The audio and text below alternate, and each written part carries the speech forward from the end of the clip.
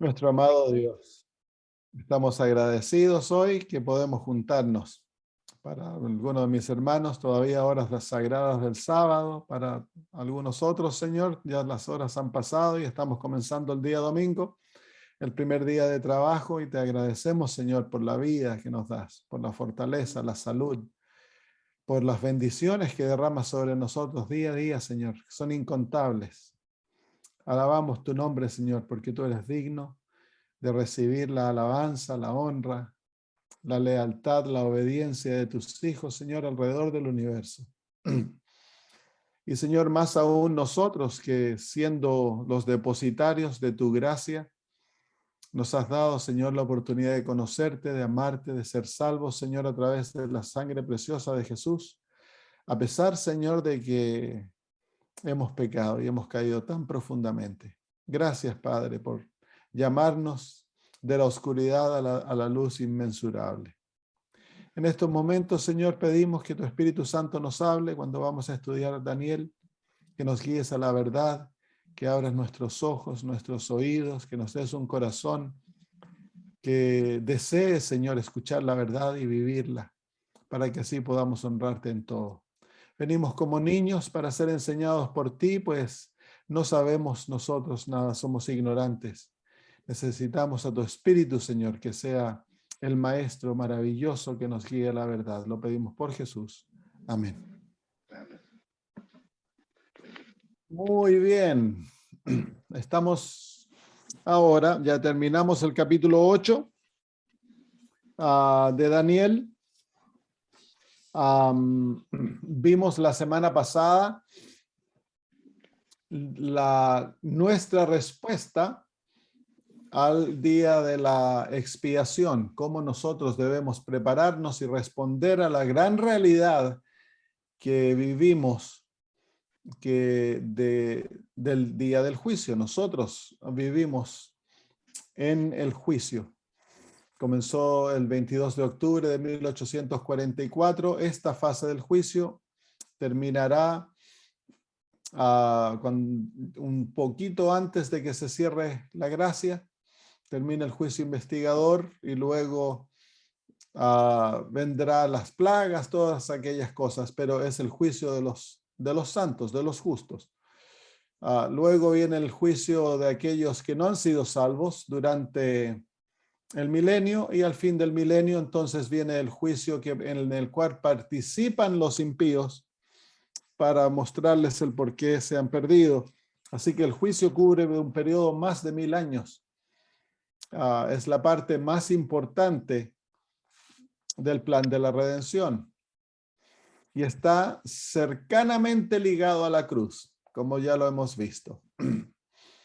Muy bien, ahora vamos a ir a Daniel capítulo 9. En el capítulo 8, Daniel quedó sin respuesta a lo que, ¿cómo se llama? A la incógnita que quedó él. Se desmaya al final del capítulo 8 porque es demasiado para él cuando escucha que el santuario va a ser limpiado, purificado luego de 2300 años. Él queda confundido, no comprende la visión y el ángel no puede terminar de explicarle, a pesar de que se le dio la orden que le explicara específicamente el asunto de las 2300 tardes y mañanas. Él no puede terminar porque Daniel no es capaz de recibirlo, así que pasan varios años, casi 10 años, entre el capítulo 8 y el capítulo 9. Vamos a leer el capítulo 9, ya lo entendimos parte de ello, estudiamos la profecía de las 70 semanas. Ahora vamos a ver entonces en la primera parte del capítulo 9. Dice, en el año primero de Darío, hijo de Asuero, de la nación de los Medos, que vino a ser rey sobre el reino de los caldeos. En el año primero de su reinado, yo, Daniel, miré atentamente en los libros el número de los años de que habló Jehová al profeta Jeremías, que habían de cumplirse las desolaciones de Jerusalén en 70 años. Y volví mi rostro a Dios, el Señor, buscando en oración y ruego en ayuno, cilicio y ceniza. Y oré a Jehová mi Dios e hice confesión diciendo, ahora Señor, Dios grande, digno de ser temido, que guardas el pacto y la misericordia con los que te aman y guardan tus mandamientos. Hemos pecado, hemos cometido iniquidad, hemos hecho impíamente y hemos sido rebeldes. Y nos hemos apartado de tus mandamientos y de tus ordenanzas. No hemos obedecido a tus siervos los profetas, que en tu nombre hablaron a nuestros reyes, a nuestros príncipes, a nuestros padres y a todo el pueblo de la tierra. Tuya es, Señor, la justicia y nuestra la confusión de rostro. Como en el día de hoy lleva todo hombre de Judá, los moradores de Jerusalén y todo Israel, los de cerca y los de lejos, en todas las tierras donde los has echado a causa de su rebelión con que se rebelaron contra ti. Oh Jehová, nuestra es la confusión de rostro, de nuestros reyes, de nuestros príncipes y de nuestros padres, porque contra ti pecamos. De Jehová nuestro Dios es el tener misericordia y el perdonar, aunque contra él nos hemos rebelado. Y no obedecimos a la voz de Jehová nuestro Dios, para andar en sus leyes, que él puso delante de nosotros por medio de sus siervos los profetas. Todo Israel traspasó tu ley, apartándose para no obedecer tu voz, por lo cual ha caído sobre nosotros la maldición y el juramento que está escrito en la ley de Moisés, siervo de Dios, porque contra él pecamos.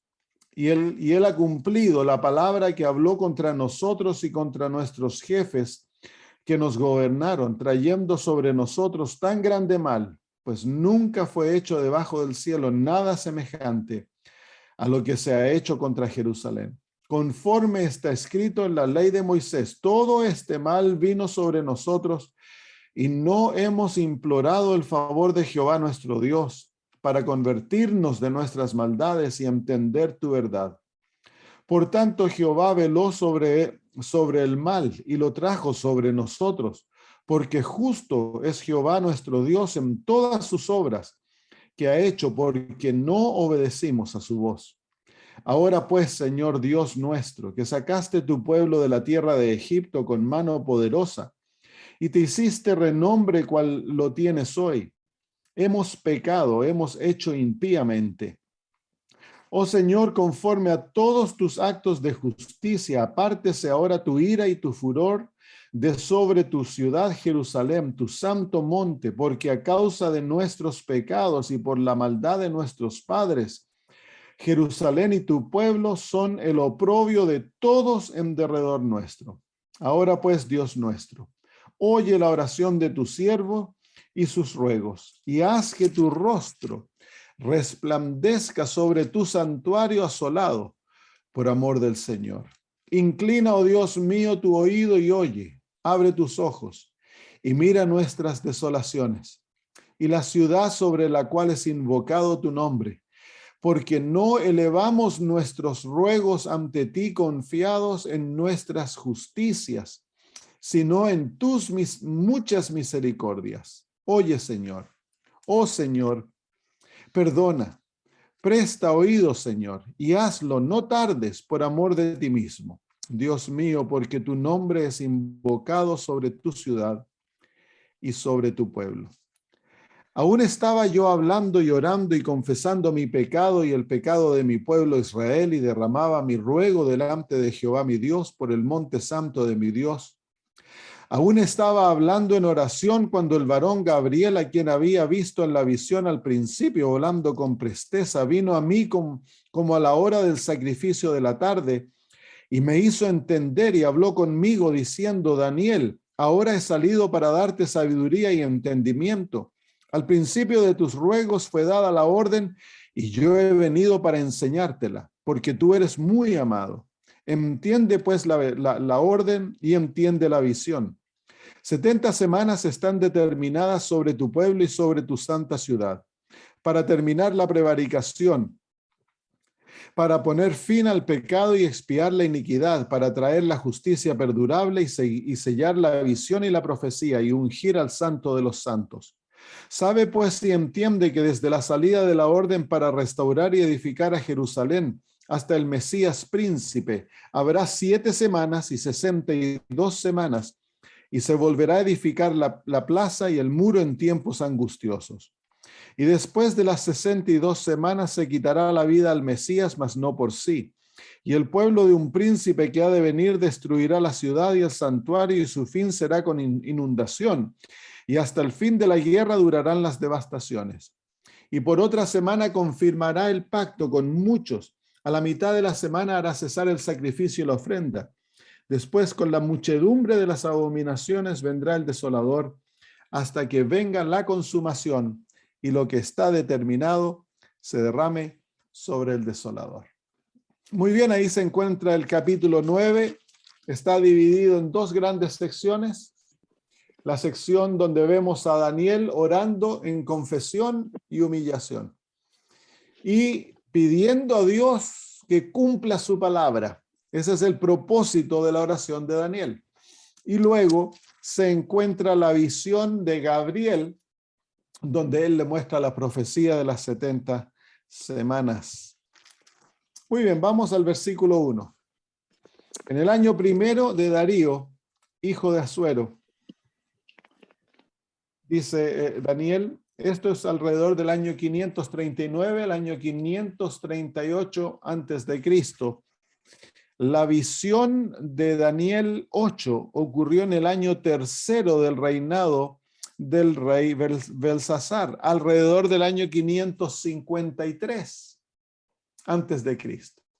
Así que han pasado 12, 13 años desde que Daniel tuvo la visión del capítulo 8, un montón de tiempo, donde Dios deja al profeta en incógnita, sin explicarle la parte más importante de la visión.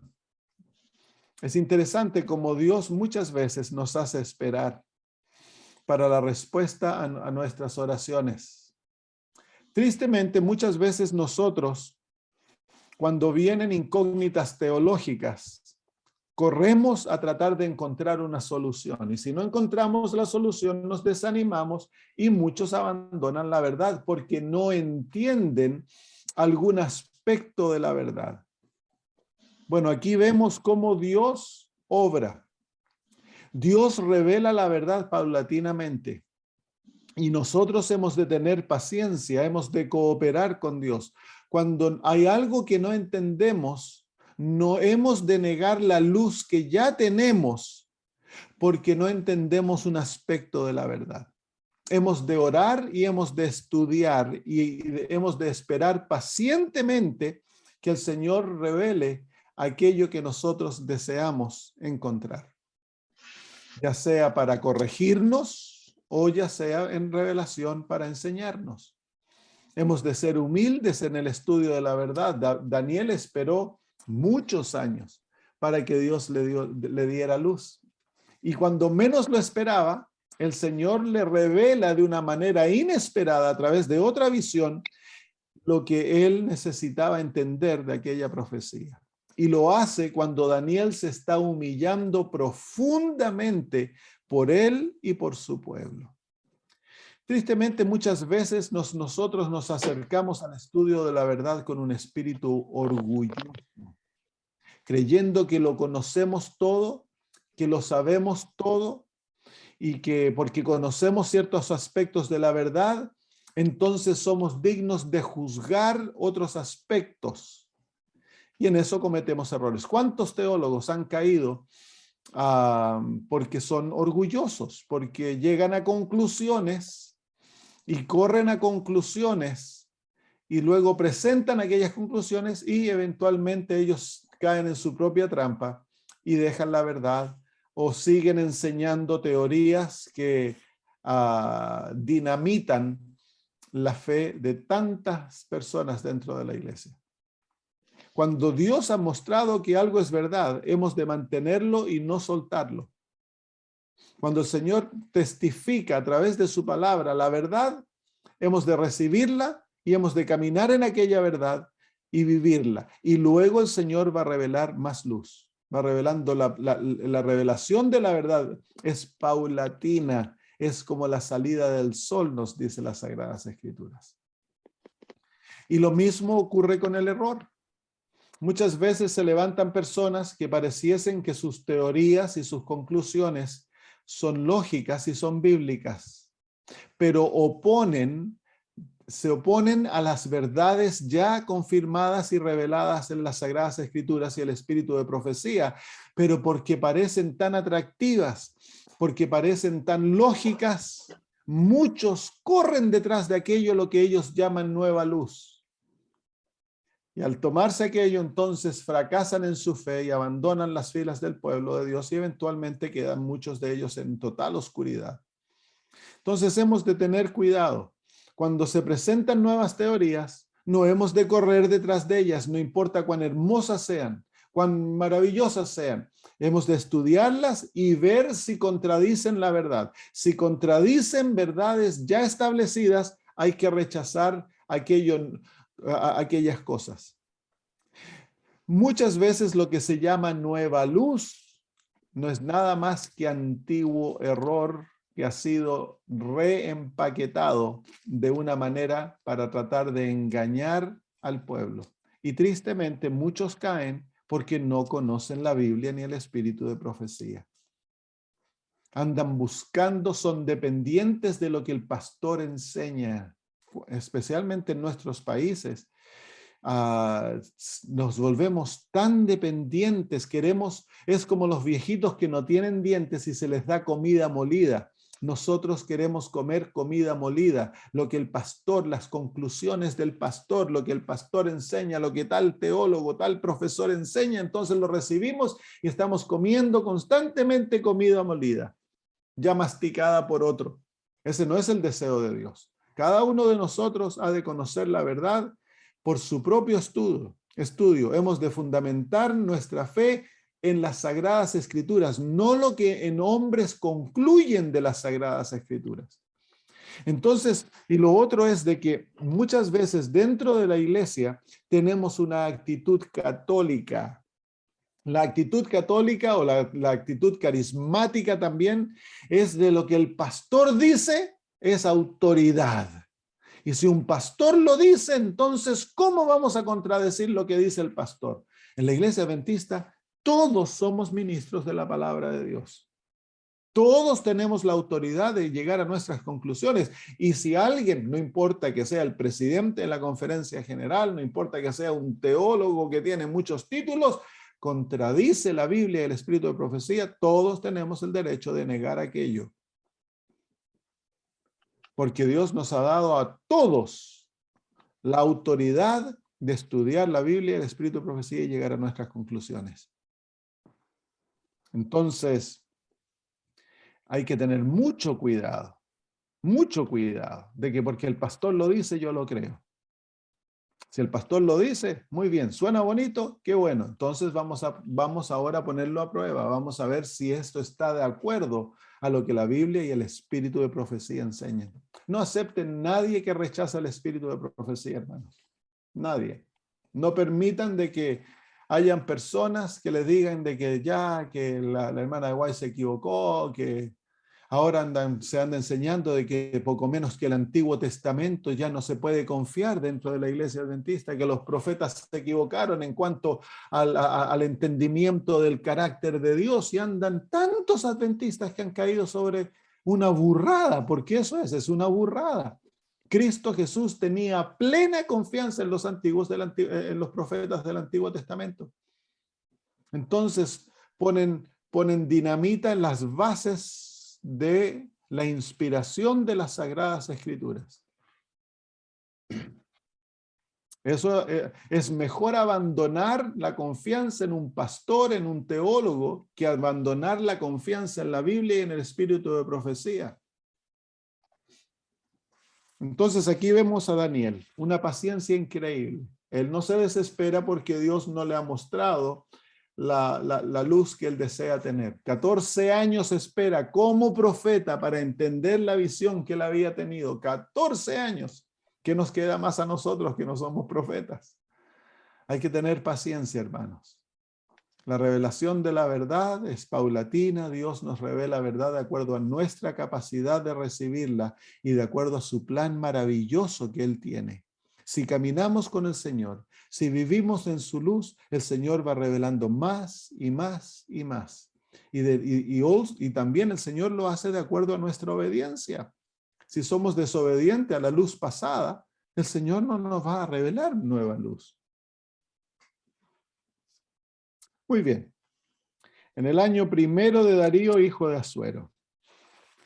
Darío es un carácter enigmático en la historia. Daniel lo menciona como estando a cargo del reino, pero esos detalles no se han confirmado aún en la historia.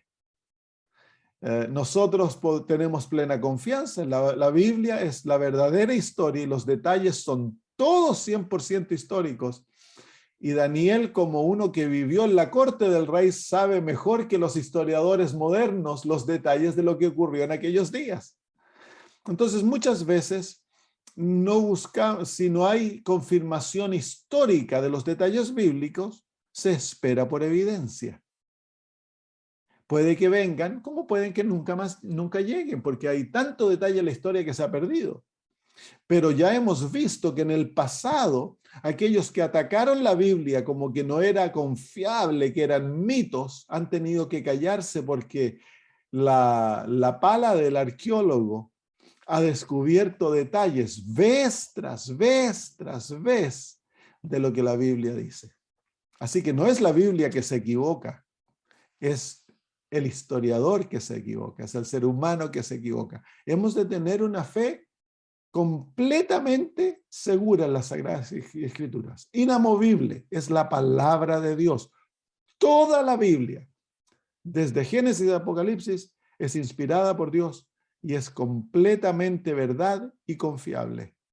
No dejen que nadie les mueva ese fundamento, el fundamento de que la palabra de Dios es la palabra de Dios. La Biblia es la palabra de Dios, no es invención de profetas. Muy bien, el año primero de Darío, hijo de Asuero, de la nación de los Medos, que vino a ser rey sobre el reino de los caldeos. En el año primero de su reinado, yo, Daniel, miré atentamente en los libros el número de los años de que habló Jehová al profeta Jeremías, que había de cumplirse las desolaciones de Jerusalén en 70 años. Este es un cuadro muy interesante. Vemos a un profeta estudiando las palabras de otro profeta. Entonces aquí vemos que Daniel es un profeta verdadero, porque él se está sometiendo a la autoridad de un profeta que ya fue confirmado. El espíritu de los profetas, dice, los profetas han de estar sometidos al espíritu de los profetas, dice el apóstol Pablo. Esa es una de las pruebas de un verdadero profeta, que un profeta nuevo no ha de alzarse y contradecir a profetas que ya han sido comprobados. Aquí vemos al profeta menor sometiéndose al profeta mayor y investigando su luz.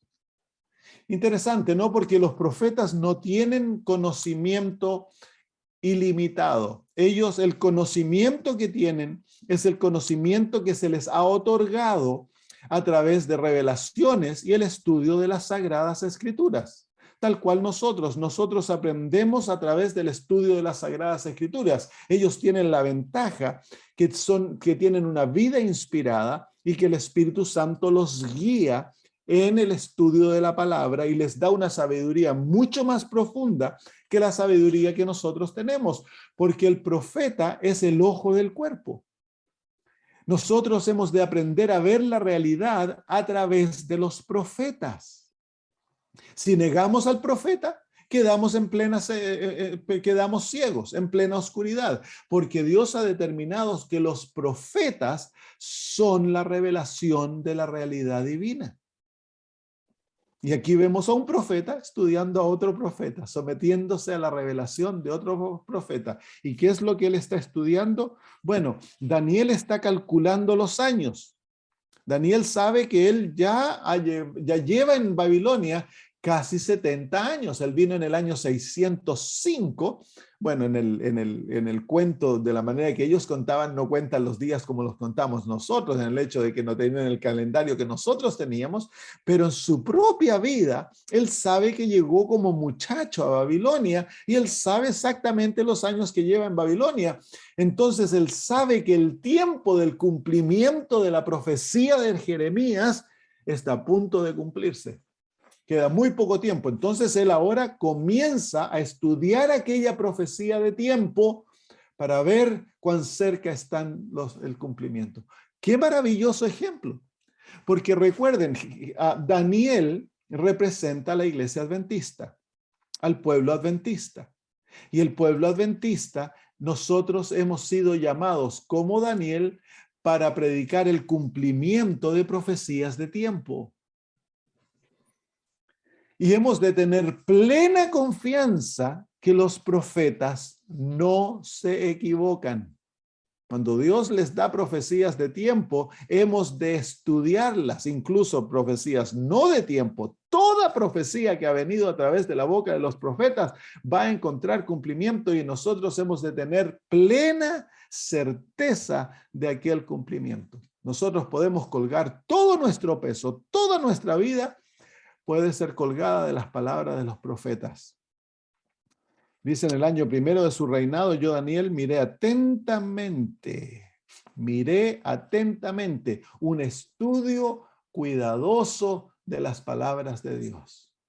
Nosotros hemos de hacer lo mismo. No porque comprendemos, hemos de siempre seguir estudiando las profecías de la misma perspectiva. Hay muchos detalles aún de comprender, así que hemos de seguir estudiando atentamente las profecías. Aquí nuevamente el cuidado que hemos de tener de que en nuestro estudio y conclusiones no neguemos la luz que ya nos ha sido otorgada. Porque muchos comienzan a estudiar las profecías y comienzan a llegar a conclusiones que los abisman, los enciegan, y para poder sostener aquellas conclusiones niegan la luz que ya tenemos. O la rebajan, le quitan la importancia, porque sus conclusiones son más importantes que lo que ya tenemos. Eso no debe ser así. Hemos de estudiar las profecías cuidadosamente, pidiendo al Señor luz y sabiduría para comprender los tiempos en los que vivimos. Al ver las señales, al ver las profecías de Apocalipsis, al comprender lo que el apóstol Pablo dice del tiempo del fin, Daniel, el cuadro, Dios va revelando nueva luz a medida el pueblo va avanzando en el tiempo y nos vamos introduciendo a las horas final de este mundo. Dios tiene luz y comprensión de las profecías que aún no hemos recibido. Entonces hemos de estar constantemente entendiendo profundamente las profecías de las Sagradas Escrituras. Como lo hace Daniel. Cuando el tiempo del cumplimiento llega, él se dedica a estudiar más profundamente la profecía de Jeremías. Nosotros hemos de hacer así. No hemos de sentarnos y decir: bueno, ya entendemos todo lo que hay de Apocalipsis y de Daniel, y por lo tanto a repetir lo que siempre hemos enseñado. Hemos de mantener lo que siempre hemos enseñado como importante. Hay detalles que a lo mejor vamos a tener que recomprender y hay luz que el Señor nos va a dar en cuanto a lo que tenemos, pero hemos de tener mucho cuidado de violar aquello que ya ha sido confirmado como verdad y profecías cumplidas. Hay, por ejemplo, un movimiento dentro de la iglesia de darle un nuevo cumplimiento a las profecías de los 1335 y 1290. Y forman un cuadro de días y fechas en cuanto a la ley dominical y cuánto tiempo va a pasar de que se pase la ley dominical. Pero es que el problema es que esas profecías ya fueron cumplidas. y se les quiere dar una nueva reinterpretación y ponerlas en un nuevo contexto que no lo vemos ni en la Biblia ni en el espíritu de profecía.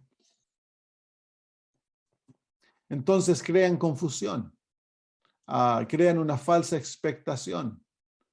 Y eso hemos de tener cuidado, de no tratar de buscar cosas nuevas porque simplemente queremos introducir cosas nuevas. Muy bien, entonces, ¿cuál es la profecía que aquí Daniel se está refiriendo? Vamos a ver lo que él nos muestra. Vamos a Jeremías. Jeremías capítulo 25. 2 veces el profeta Jeremías se refirió a este periodo de tiempo. Jeremías capítulo 25 y el versículo 11. Dice, toda esta tierra será puesta en ruinas y en espanto, y servirán estas naciones al rey de Babilonia 70 años. Y cuando sean cumplidos los 70 años, castigaré al rey de Babilonia y a aquella nación por su maldad, ha dicho Jehová, y a la tierra de los caldeos, y la convertiré en desiertos para siempre. Así que es una profecía bien certera. 70 años. ¿Saben que en dar en esta profecía Jeremías corría el riesgo de ser probado como un profeta falso? Pero todas las profecías de Jeremías fueron cumplidas. Esta es la única profecía de tiempo que él da, una profecía de 70 años que iba a ser la desolación de Jerusalén, 70 años.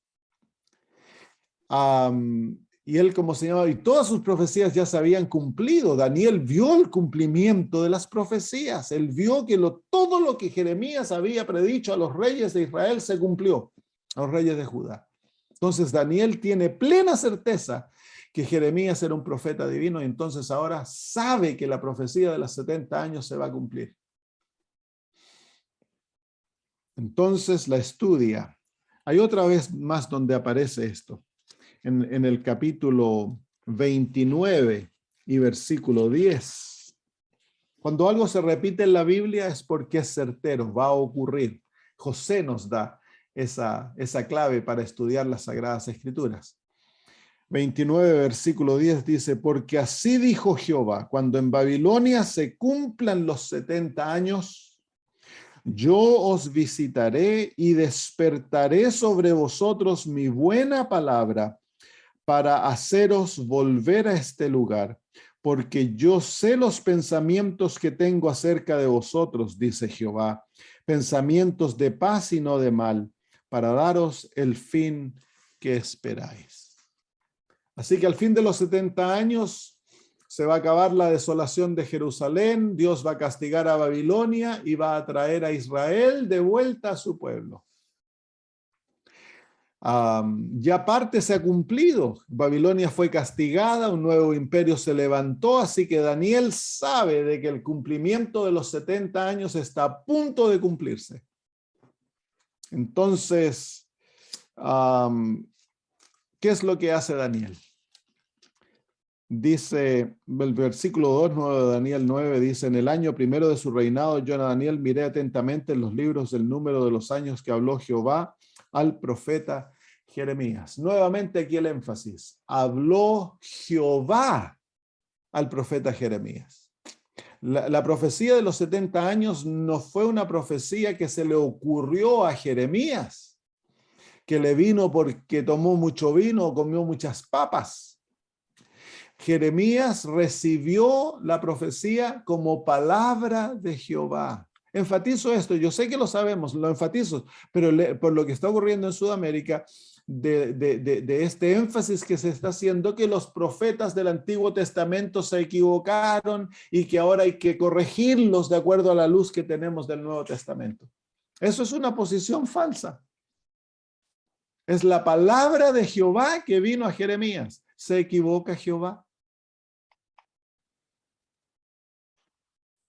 Entonces dice que habían de cumplirse las desolaciones de Jerusalén en 70 años, la referencia a aquellas profecías que ya vimos. Así que Daniel tenía el rollo del profeta Jeremías.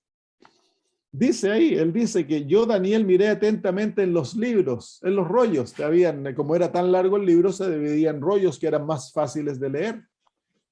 Y Daniel los conocía muy bien. Versículo 3. Y volví mi rostro a Dios, el Señor, buscándole en oración y ruego, en ayuno, cilicio y ceniza.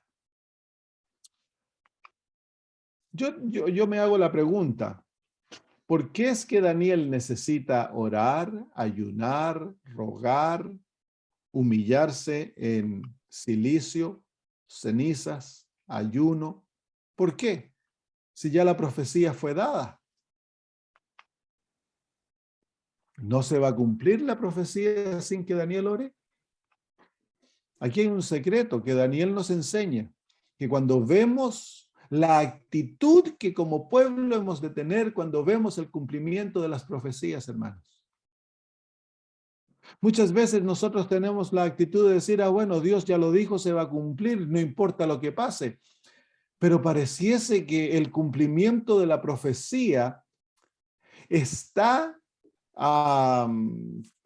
¿cómo se llama? Está sometido a la respuesta del pueblo. ¿Qué hubiese pasado si Daniel no se hubiese dedicado a esta experiencia de buscar el rostro de Dios para que se cumpla la profecía? Si nosotros creemos que las profecías se están cumpliendo, entonces, ¿qué debiésemos hacer? Se fijan que la actitud de Daniel es la actitud que estudiamos la semana pasada, la actitud del día de investigación, el día de expiación. Si como pueblo creemos entonces que las profecías se están cumpliendo, están a punto de cumplirse, ¿qué debiésemos hacer? Esto es lo que debemos hacer, hemos de humillarnos ante Dios, hemos ¿cómo se llama? Buscar su rostro, hemos de orar, hemos de ayunar, hemos de dejar de exaltarnos y vestirnos de cierta manera y comer de cierta manera. Hemos de buscar a Jehová con todo el corazón. Entonces el cumplimiento de las profecías es condicional, a pesar de que son profecías de tiempo que se van a cumplir, es condicional en que el pueblo de Dios busque a Dios de todo corazón para que la profecía se cumpla. Es por eso que cada vez que una profecía de tiempo se va a cumplir, Dios levanta un reavivamiento. Y hay estudio de la palabra, hay, como se llama, arrepentimiento, hay oración. En cada profecía de tiempo ocurrió exactamente lo mismo. Cuando vemos el nacimiento de Jesús, hay hombres, hay un profeta y una profetisa que han estado orando, ayunando y esperando el cumplimiento.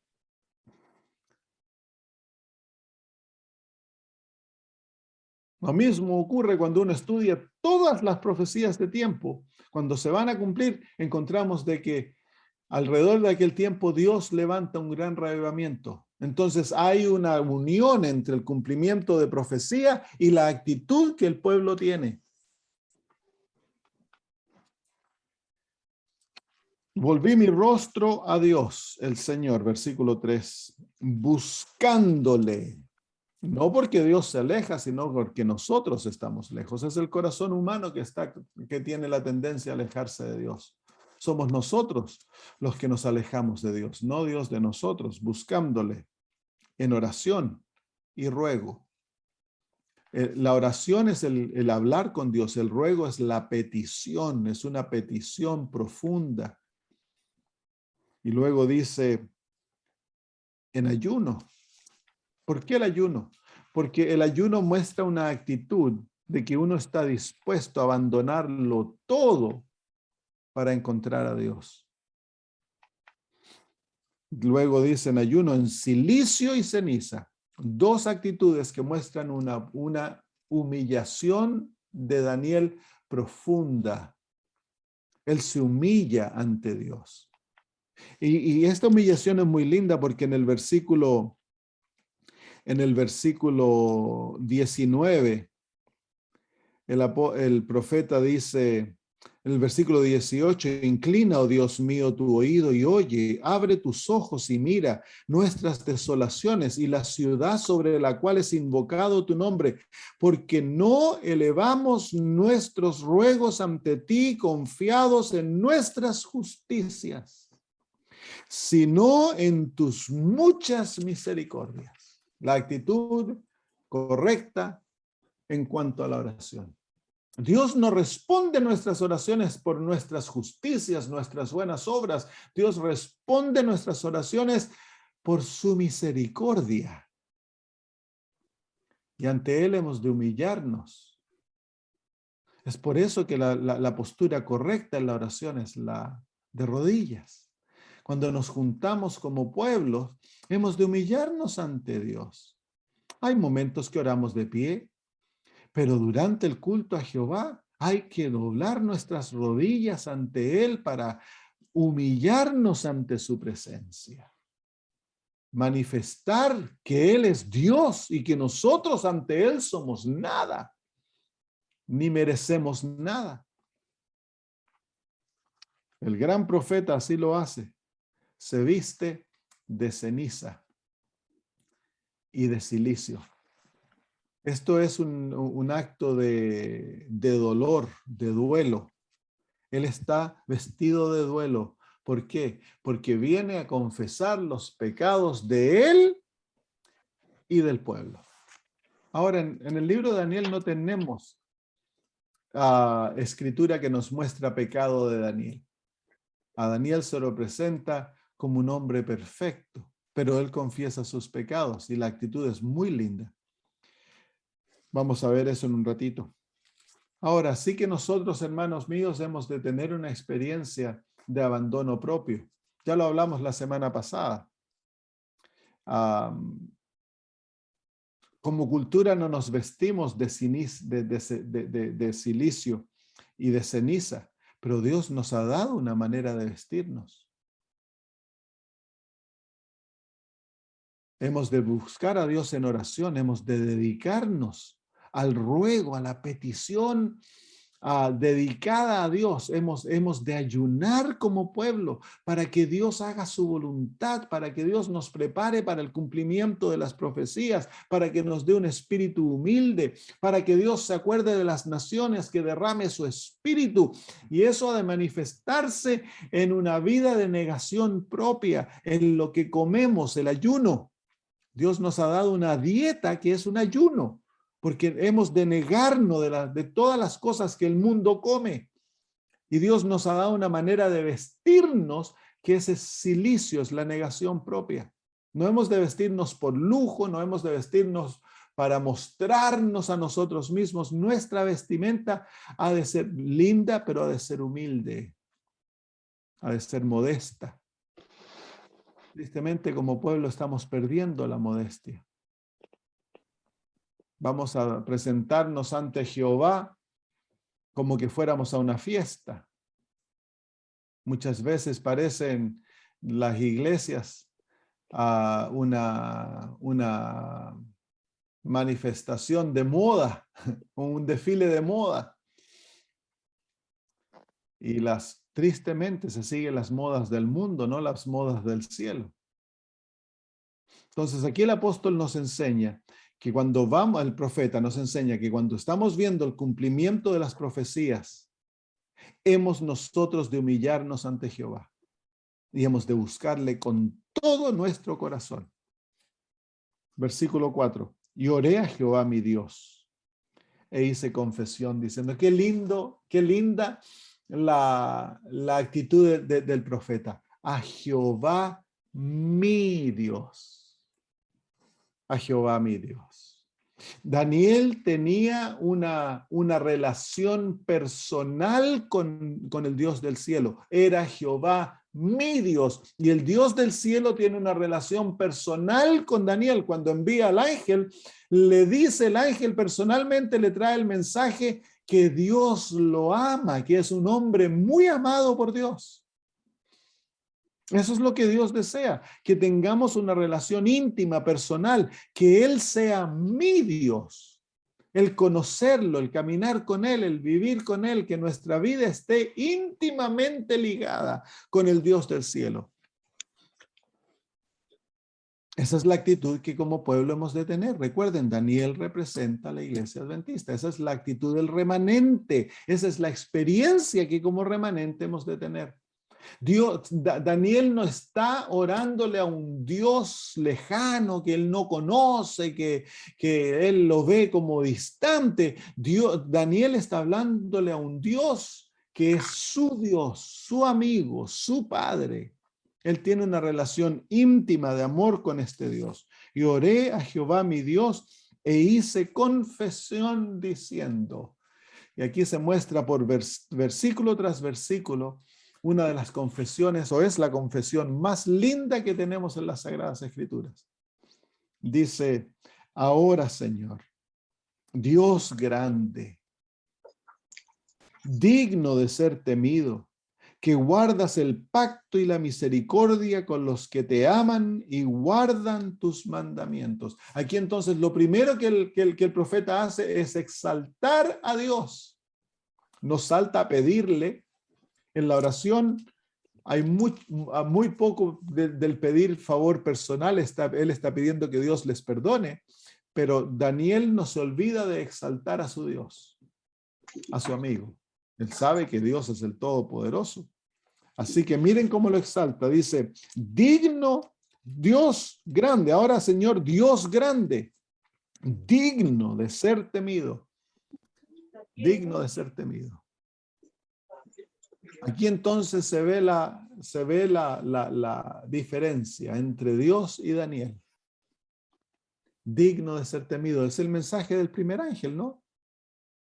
Temer a Dios y darle gloria. El temor de Dios no es el terror de Dios. No es el temor o el miedo que se siente cuando uno está aterrado. El temor de Dios es una experiencia que abarca toda la experiencia cristiana, que nos lleva a honrar a Dios, que nos lleva a obedecerle, a amarle, que nos lleva a caminar en humildad con Él, que nos lleva a someternos a su voluntad, que nos lleva a admirarlo, a verlo como alguien magnífico, que nos lleva a adorarlo. Toda la experiencia cristiana está de una u otra manera atada al temor de Dios. Dice, digno de ser temido, que guardas el pacto y la misericordia con los que te aman y guardan tus mandamientos. Así que Dios es un Dios bueno. Él es el que guarda el pacto y la misericordia. Si Dios no guardase el pacto y la misericordia, no habría misericordia en este mundo, no habría pacto. Todo lo que tú recibes que es bueno viene de las manos de Dios. Todas las bendiciones, cada vez que te sonríes, cada vez que hay felicidad en tu vida, que tu experiencia se llena de luz, es Dios obrando en tu vida. Dios es el Dios bueno. Y eso es lo que Daniel lo está alabando como el Dios que es el Dios misericordioso, pero también como el que guarda el pacto. Él es el que guarda el pacto. Muchas veces nosotros creemos que nosotros somos los que tenemos que guardar el pacto. No, es Dios el que guarda el pacto. Y Él guarda el pacto, Él asegura que el pacto está siempre al alcance de aquellos que guardan sus mandamientos, que te aman y guardan sus mandamientos. Aquí el profeta nos muestra que la obediencia a la ley de Dios está íntimamente ligada al amor. Dios no acepta obediencia a la ley que no sea motivada por el amor. El Señor Jesús dice, si me amáis, guardad mis mandamientos. Si no amamos a Jesús, no sacamos nada de tratar de guardar mandamientos. Dios no lo acepta. Dios lo ve como rebelión. Es pecado el tratar de obedecer si no se ama. Hemos de primero buscar el amor de Dios. El amor de Dios ha de ser implantado en nuestra alma. Por eso dice el profeta, de los que te aman y guardan tus mandamientos. Primero le aman y el resultado de aquel amor es la obediencia natural a los mandamientos de Dios. El corazón que no ha sido renovado por la gracia divina y en el cual no ha sido implantado el amor de Dios, vive en rebelión contra Dios, no puede guardar los mandamientos. Es por eso que Apocalipsis 14:12 dice, aquí están los santos de Dios, los que guardan los mandamientos de Dios y tienen la fe de Jesús. Este pueblo guarda los mandamientos de Dios porque ellos aman a Dios y están en una relación de pacto con Dios, donde Dios es el que guarda el pacto. Y Él lo guarda porque sus hijos le aman y guardan sus mandamientos. Entonces, eso es lo que en la parte del pacto en la cual nosotros entramos, es la relación, es el hecho que nuestro corazón debe estar lleno del amor de Dios para obedecerle. Cuando esa experiencia ocurre, Dios garantiza el pacto. Él se asegura que el pacto se lleve a cabo y que todo lo que Él ha prometido en el pacto se cumpla en nuestras vidas. Entonces, el propósito de nuestra relación con Dios es que le amemos y guardemos nuestros mandamientos, sus mandamientos, perdón. Versículo 5. Hemos pecado. ¿Cuántas veces dice esto? Mire, hemos pecado, hemos cometido iniquidad, hemos sido rebeldes y nos hemos apartado de tus mandamientos y de tus ordenanzas. Ahora, quiero que ustedes se den cuenta aquí de que el profeta dice hemos, no dice han, dice hemos. La actitud correcta. No verse, Dios odia la actitud del fariseo que menosprecia a otros y él se ve mejor que los demás. El que dice yo soy más santo que tú es despreciado por Dios. Porque no hay nadie que no peque. Y no importa, bueno, la actitud que nos lleva a creernos mejores que los demás dentro de la iglesia, a apuntar el dedo, a criticar, ¿cómo se llama? A hablar de los defectos de pastores, dirigentes, es una actitud que es despreciada por Dios. ¿Por qué? Porque no hay ni uno bueno entre nosotros. Todo lo que nosotros tenemos de bondad viene de Cristo Jesús. Y si tú has sido depositario de la justicia de Cristo y el Señor te ha dado victorias, en vez de hacerte orgulloso, la verdadera experiencia debiese hacerte humilde y tener compasión por aquellos que están aún bajo el peso de sus pecados. Hemos pecado, todos hemos pecado. Y aquí el profeta, del cual no se guarda ningún pecado, se incluye en la rebelión del pueblo de Israel. ¿Cuántas veces yo como pastor predico como se llama en grupos que se han separado? Y tristemente, muchos de los que dejan las filas de la iglesia las dejan porque ellos se sienten mejores. Van a la iglesia y bueno, en la iglesia no se hacen las cosas de acuerdo a lo que se debiesen hacer en muchos lugares y comenzamos a sentirnos mal y comenzamos a criticar y comenzamos a hablar de este hermano, de la hermana, del pastor y el alma se llena de amargura y nos apartamos de la reunión con nuestros hermanos y eventualmente, miren, aquí en Australia el asunto de los grupos disidentes comenzó ya más de 40 años atrás. En Chile no fue tanto, no existía eso antes. Ninguno de esos grupos disidentes hoy existe. Todos se terminaron. Porque claro, si el espíritu de disidencia, el espíritu de antagonismo no se termina cuando se separa el grupo, continúan ellos. Entonces se salen 20, están un tiempo felices, después se comienzan a pelear entre ellos, se dividen 10. Y después 5. Después 2, y después dice, hermano, bueno, no hay nadie que me entienda, yo no puedo ir a ningún lado, me quedo en mi casa solo. Y allá en la casa yo prendo la televisión, voy a ver a los pastores que a mí me gustan, y ahí se queda y se vuelve un glotón adventista y eventualmente explota y muere, porque come tanto que se vuelve tan gordo que al final no es. Dios dejó la iglesia y van a haber cizaña y trigo dentro de la iglesia hasta que vengan los ángeles y saquen a la cizaña de entre el trigo. No es nuestra labor identificar a la cizaña, no es nuestra labor tratar de sacar a la cizaña, nuestra labor es asegurarnos que somos trigo para que no seamos sacados cuando venga el zarandeo.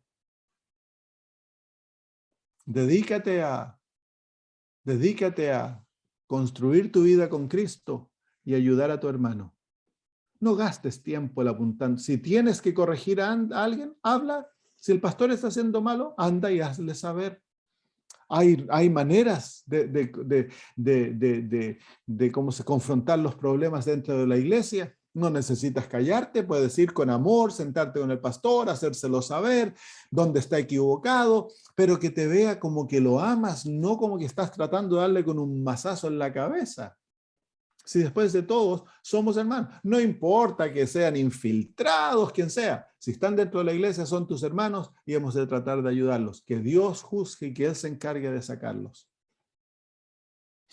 Porque ay, no, que la iglesia está llena de infiltrados y se mete esta mentalidad y ahora todos los que vemos que no están de acuerdo con lo que yo pienso son infiltrados y vemos al presidente de la conferencia general como infiltrado, jesuita y poco menos retoditos son jesuitas ahora.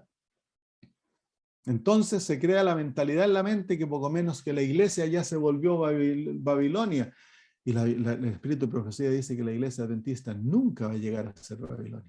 Va a parecer haber caído, pero Dios la va a rescatar, dice el Espíritu de Profecía. La actitud correcta es hemos, no han. Estamos todos en el mismo bote. Estamos todos durmiendo. Las vírgenes sabias y las vírgenes fatuas estaban juntas. Son vírgenes porque profesaban una fe pura. Pero unas 5 eran fatuas, 5 eran sabias. Las 10 se despertaron, pero estaban todas durmiendo. ¿Sí? Estamos todos durmiendo. La situación del pueblo en estos momentos es porque estamos roncando toditos. Así que no sientas que tú tienes la responsabilidad de corregir a los demás porque tú eres más bueno que los demás, porque tú has alcanzado ciertas victorias que los demás y eso te da ahora la capacidad de sentirte mejor que los demás. Mira la actitud de Daniel. Hemos pecado, nos hemos rebelado, hemos cometido iniquidad. Esas 3 palabras hebreas representan toda la maldad del ser humano. Pecado, rebelión, iniquidad. Y el apóstol y el profeta lo está diciendo porque si vienen al libro de Éxodo 34, en la descripción del carácter divino, Dios dice lo siguiente. Éxodo capítulo 34, versículo 7 dice que guarda misericordia a millares. ¿Se fijan que él ya dijo estas palabras? Que él es el que guarda el pacto, el Dios misericordioso, que guarda misericordia a millares y mire ahora, que perdona la iniquidad, la rebelión y el pecado. Las 3 cosas que él dice que han hecho. Él lo trae y lo está citando del capítulo 34 de la ley de Moisés. ¿Por qué? Porque Daniel sabe que Dios es un Dios perdonador, que Dios castiga. Y ese es otro error, por supuesto, que se ha introducido en la iglesia en Sudamérica a través de algunos que andan diciendo que Dios no castiga. Daniel sabe que Dios castiga y lo va a decir aquí claramente. Pero Daniel sabe que Dios es un Dios perdonador y que Él perdona todo pecado. La rebelión, el pecado y la iniquidad. Lo perdona todo. Y por eso Él está citando estas palabras. Le está diciendo a Dios lo que Él dijo. Le está presentando sus propias palabras. Es un secreto de la oración contestada. para que la oración sea poderosa, hemos de presentarle a Dios su palabra, citarle sus promesas, decir lo que Él ha dicho y pedirle que cumpla aquellas palabras. Muy bien, que guarda el versículo 5, hemos pecado, hemos cometido iniquidad, hemos hecho impíamente y hemos sido rebeldes y nos hemos apartado de tus mandamientos y de tus ordenanzas. Ahora, nosotros como iglesia, ¿somos rebeldes? ¿Nos hemos apartado de los mandamientos de Dios y de sus ordenanzas? Sí. Nos hemos alejado de la reforma pro salud, de la reforma del vestido, hemos abandonado nuestro sistema de educación, decimos guardar el sábado, pero no lo guardamos. Somos rebeldes, somos un pueblo rebelde, somos un pueblo impío. Hemos llenado la iglesia de sistemas de culto que van en contra de Dios, la música que se toca, muchas de las cosas que se enseñan van en contra de lo que Dios nos ha dado como luz. Pero no debemos de decir son, hemos de decir somos, porque somos parte de un cuerpo. Si tú eres este dedito chico, eres parte de todo el cuerpo, y si el cuerpo está enfermo, el dedito chico está enfermo. Somos rebeldes, somos desobedientes, somos pecadores.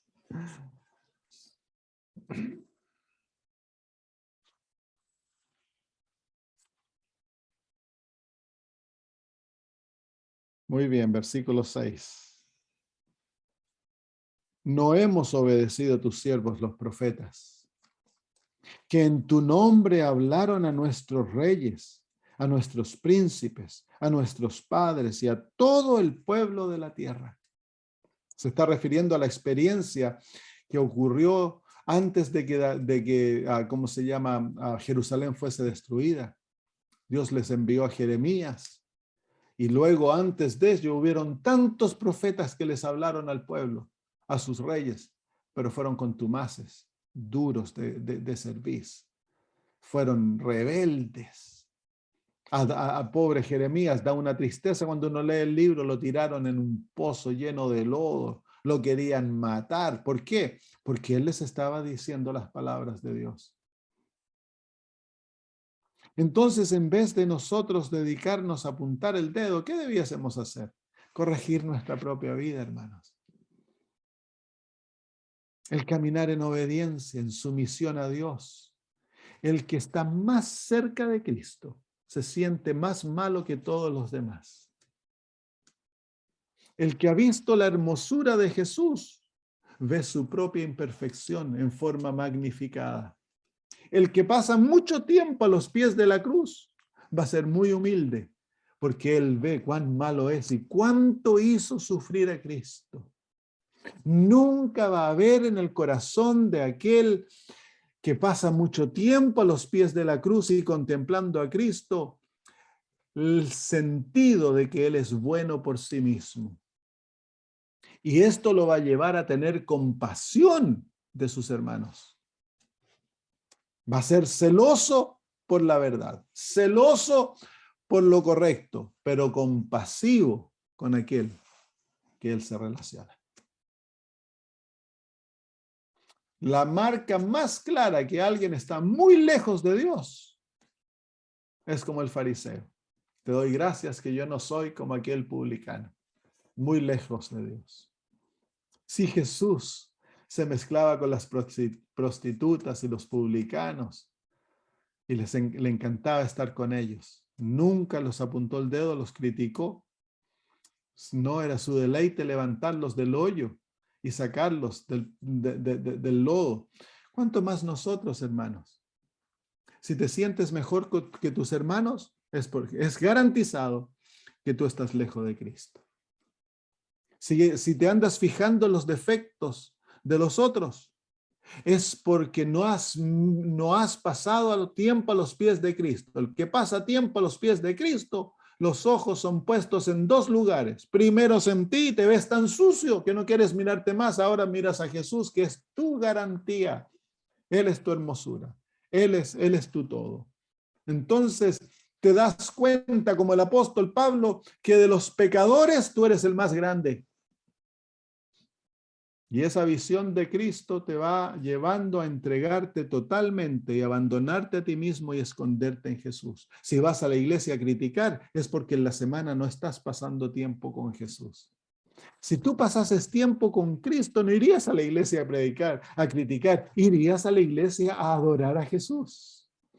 E irías a la iglesia a ayudar a tus hermanos a hacer de la iglesia el lugar más lindo posible. Si después de todo, si en la iglesia andamos todos criticándonos, la iglesia se vuelve una amargura terrible.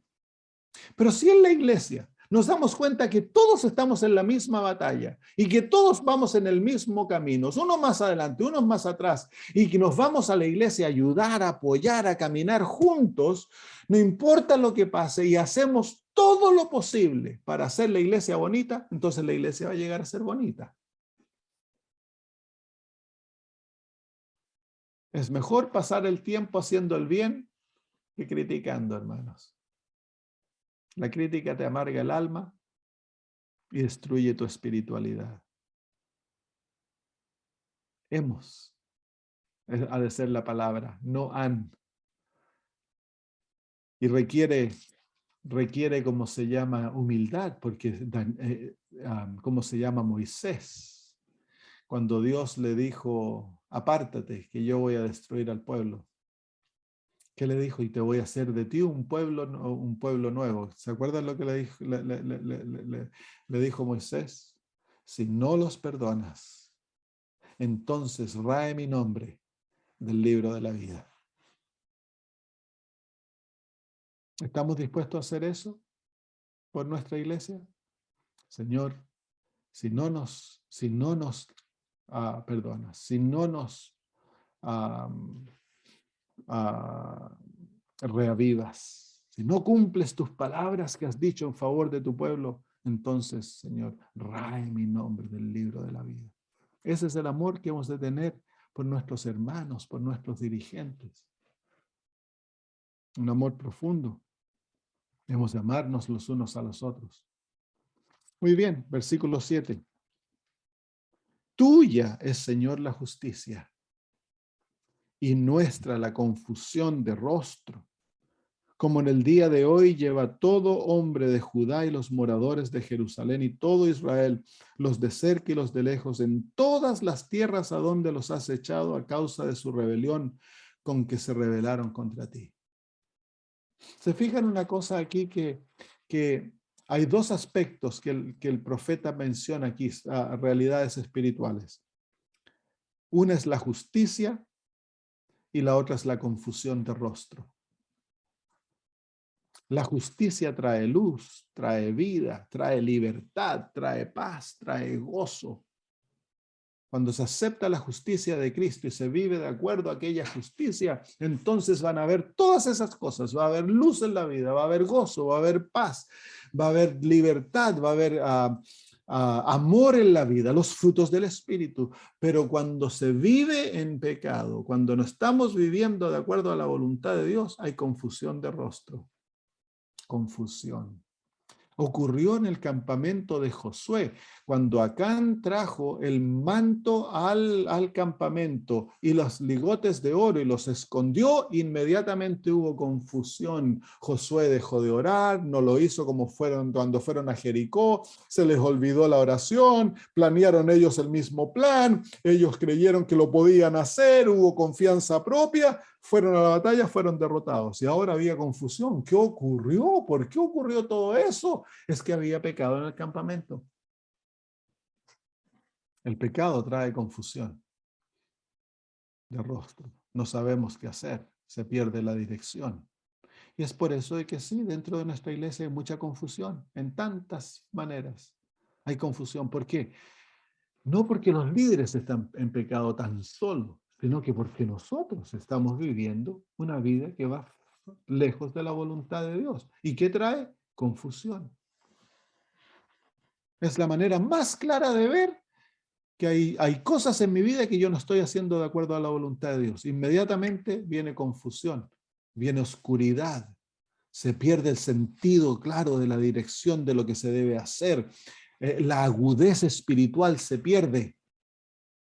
Entonces, ¿qué es lo que hay que hacer ahí? Hay que hacer como lo hizo Josué, hay que investigar hasta que se encuentra el pecado escondido en la vida y hay que sacarlo a través del arrepentimiento y la confesión. Hay que extirpar el ojo si el ojo te hace caer. Porque si el ojo es malo, todo está lleno de oscuridad, dice Jesús. Confusión de rostro. Y hay confusión dentro de nuestra iglesia, sí, es verdad. ¿Por qué? Porque no estamos viviendo de acuerdo a la luz que se nos ha dado. Por lo tanto, hay oscuridad, hay confusión.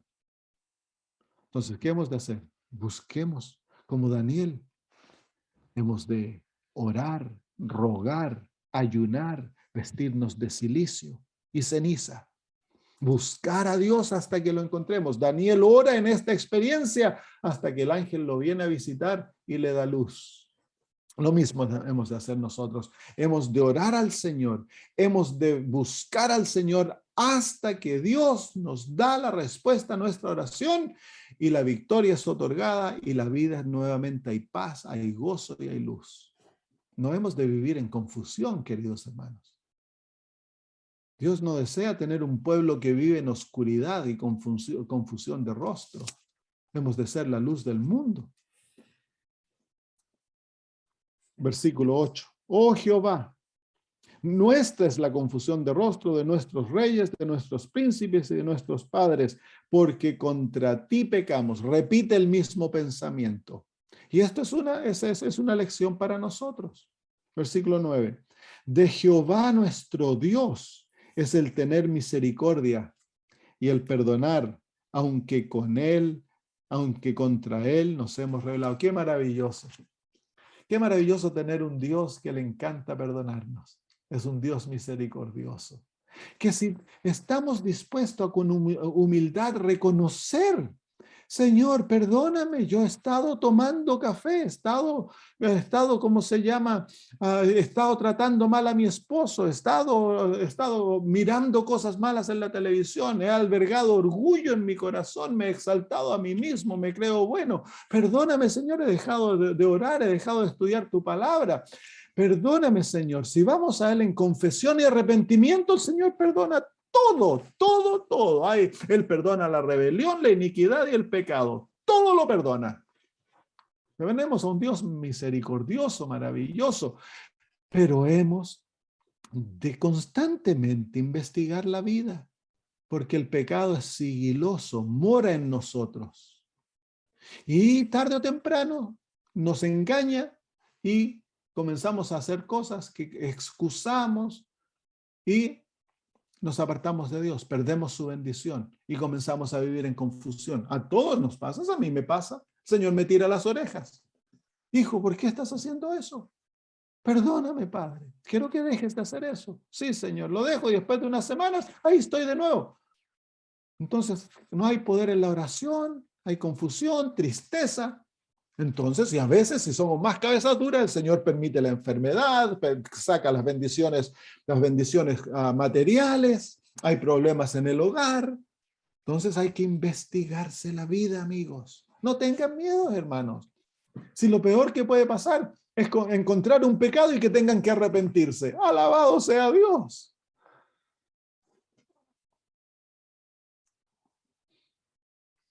Si el profeta lo está haciendo, ¿cuánto nosotros más? Si eso es lo que el profeta está haciendo, se está investigando su propia vida.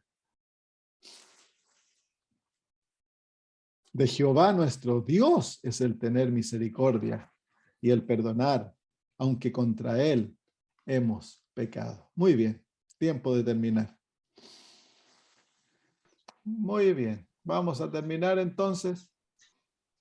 Oremos y terminamos. Nuestro amado Dios, gracias por el ejemplo del profeta Daniel. Qué ejemplo más lindo, qué ejemplo más humilde. Qué ejemplo, Señor, de este hombre que fue tan grande y sin embargo se humilla tan profundamente ante tu presencia. Oh, danos a nosotros el mismo espíritu. Enséñanos, Señor, a no vernos mejor que los demás. Danos tal visión de Jesús, tal visión de tu trono, Señor, para que seamos como el profeta Isaías, que dijo, soy hombre muerto. Haznos a nosotros mismos, Señor, de la misma manera. Revela en nosotros tal revelación de nuestra pecaminosidad, que veamos cuán malos somos en luz de la hermosura de Cristo. Y de esa manera, haznos tener compasión con aquellos alrededor nuestro, tanto de nuestros hermanos como aquellos seres humanos que no te conocen. Que seamos seres humanos compasivos, que entendamos aquel Señor que tiene desafío en su propia vida en cuanto al pecado y a las debilidades que llevamos cada uno sobre nosotros. Señor, bendícenos, Padre, bendícenos como pueblo, que también tengamos la actitud del profeta de orar, de buscarte, de humillarnos ante ti, Señor, hasta que encontremos la respuesta a nuestras oraciones. Bendícenos, Señor. Por Jesús lo pedimos. Amén. Amén. Muy bien, un abrazo para todos. Que el